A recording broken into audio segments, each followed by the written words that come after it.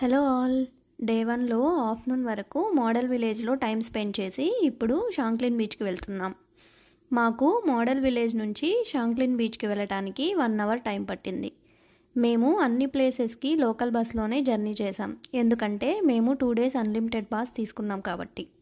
ఇక్కడ బస్సెస్ అన్నీ double decker బస్సెసే ఉంటాయి. మనం బస్లో పైన ఉన్న సీట్స్లో ఫ్రంట్లో కూర్చొని చూస్తే లొకేషన్స్ అయితే చాలా బ్యూటిఫుల్గా కనిపిస్తాయి.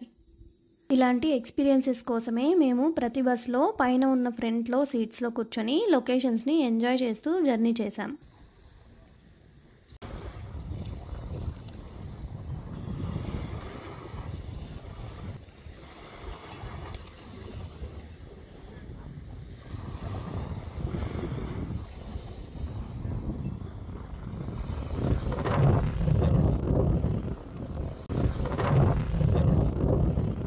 షాంక్లిన్ బీచ్కి రీచ్ అయిపోయాం. ఇక్కడ నేను చూసి సర్ప్రైజ్ అయిన విషయం ఏంటి అంటే, ఇక్కడ అందరూ బీచ్కి ఎక్కువగా డాగ్స్ని తీసుకొని వస్తున్నారు. ఇక్కడ బీచెస్ అయితే చాలా క్లీన్గా ఉన్నాయి.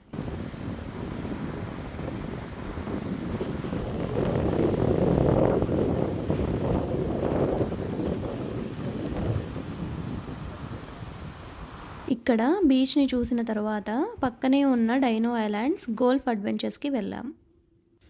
మేము మా ఫెరీ ట్రావెల్లో 2 అట్రాక్షన్ టికెట్స్ని తీసుకున్నామని చెప్పా కదా, అందులో మోడల్ విలేజ్ ఒకటి, అలాగే ఈ డైనో ఐలాండ్స్ అట్రాక్షన్ ఒకటి. ఇది ఒక గోల్ఫ్ అడ్వెంచర్. మేము ఈ గేమ్ ఆడుతూ చాలా ఎంజాయ్ చేసాం.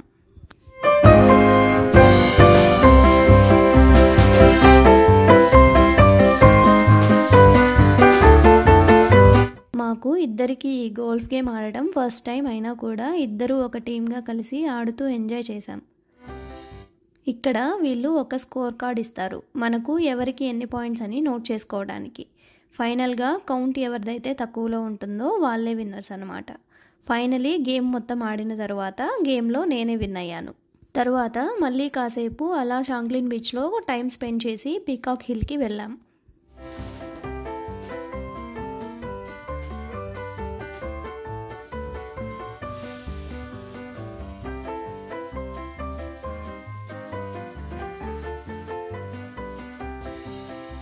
ఇది కూడా ఒక అడ్వెంచర్, ఇంకా ట్రెక్కింగ్ కూడా చేస్తూ ఉంటారు ఇక్కడ.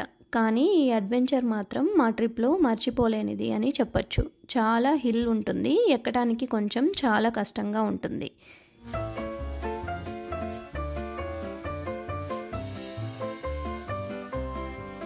బట్ కానీ వన్స్ పైకి వెళ్ళిన తర్వాత ఈ హిల్ని ఎక్కడం వర్తే అనిపించింది, ఎందుకంటే లొకేషన్ అయితే చాలా బ్యూటిఫుల్గా ఉంది.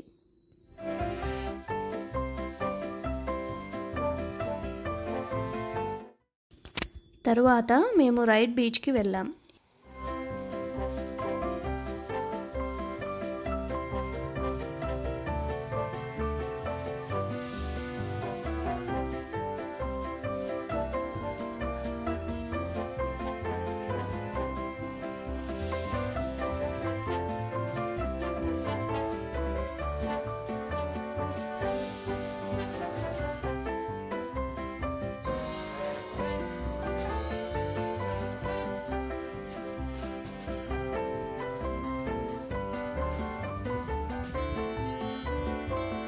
ఇక్కడ ఒక బ్రిడ్జ్ ఉంది. ఈ బ్రిడ్జ్ పక్కనే ఒక రైల్వే ట్రాక్ కూడా ఉంది.